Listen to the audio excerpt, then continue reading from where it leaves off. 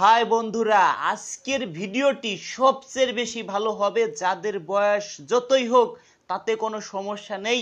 আজকে আপনি এই আপুকে বিয়ে শাদী করতে পারবেন। কেন বলছি ভাই, এই আফুর মা বাবা কেউ নেই। এই আফু বর্তমানে তার খালা বাড়িতে আছে। এই আফুর একটা বেবি আছে। এই বেবিটার বয়স 6.5 বছর। এই বেবিটাকে নিয়ে যে ভাই সংসার করতে চান, যে কোনো সময় বললে আপনার সরাসরি বাড়িতে চলে যাবে।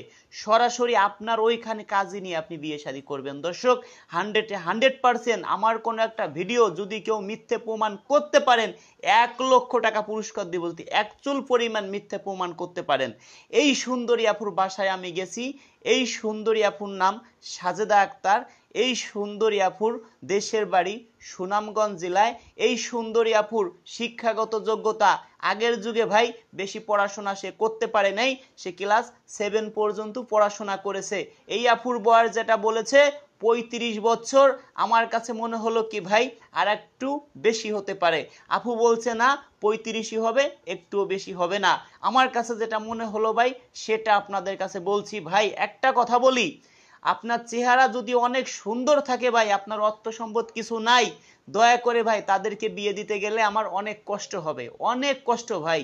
আপনার বয়স ধরেন 25 বছর, চেহারা ঝাঁকানাকা শাকিব খানও ফেল, কিন্তু আপনার অর্থ সম্পদ কিছুই নাই, আপনি বেকার। আপনাকে আমি বিয়ে দিতে পারবো না ভাই, সত্য কথা। আপনাকে কোনো মেয়ে ভাই বিয়ে শাদী করবে না। আপনার অর্থ সম্পদ আছে, বয়স আপনার 70-75 বছর, আপনাকে চাইলে আমি 30-35 বছরে একটা সুন্দরী আপুকে বিয়ে করাইতে পারবো। কেন বলছি ভাই, আপু চিন্তা করবে কি যে আমি সারাটা জীবন খাইয়ে পড়ে ভালো থাকতে পারবো।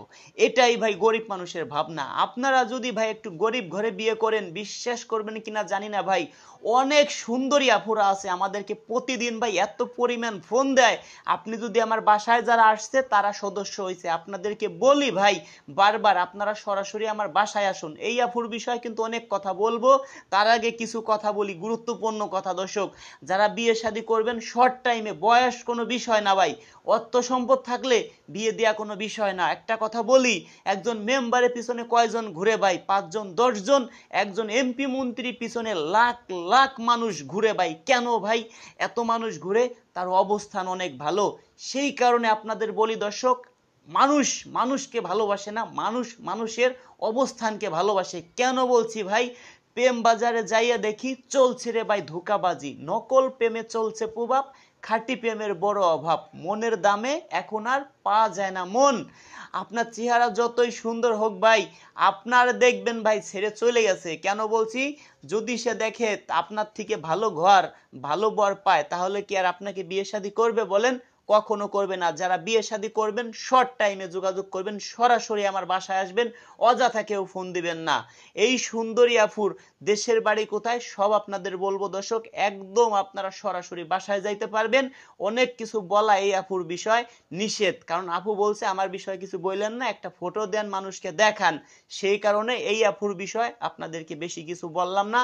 এই আফুকে যারা বিয়ে শাদী করবেন সরাসরি বাসায় আসেন। কেন বলছি, এই আফু বর্তমান তার খালার বাড়িতে আছে, খালার বাড়িতে থাকে। এই আফুর শিক্ষাগত যোগ্যতা ক্লাস 7 পর্যন্ত পড়েছে, বয়স বলছে 35 বছর, উচ্চতা বলেছে 5 ফুট 3.5 ইঞ্চি, শরীর স্বাস্থ্য একটু ভালো ভাই, দেখতে শুনতে সরাসরি এর থেকে বেশি সুন্দর লাগে।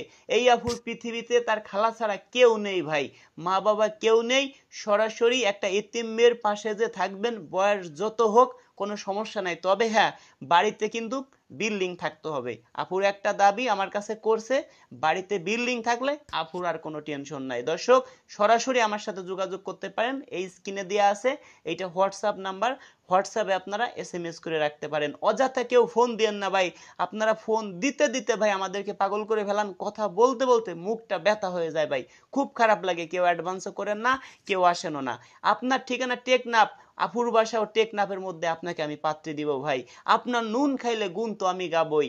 আজকে যদি আপনাকে আমি বিয়ে করাই দিতে পারি, আপনার মাধ্যমে আরো 5 জন 10 জন পাবো, সেই ক্ষেত্রে আমার কি ক্ষতি আছে বলেন? আরো আপনার দ্বারাই আরো আমার উপকার হবে। আমি এখন অনেক লসে আছি ভাই, অনেকটা লসে, এটা আপনাদেরকে বললেও বুঝাইতে পারবো না। পিছনের মাসে আমার 37,000 টাকা লস গেছে, এখনো টিকে আছি কেন?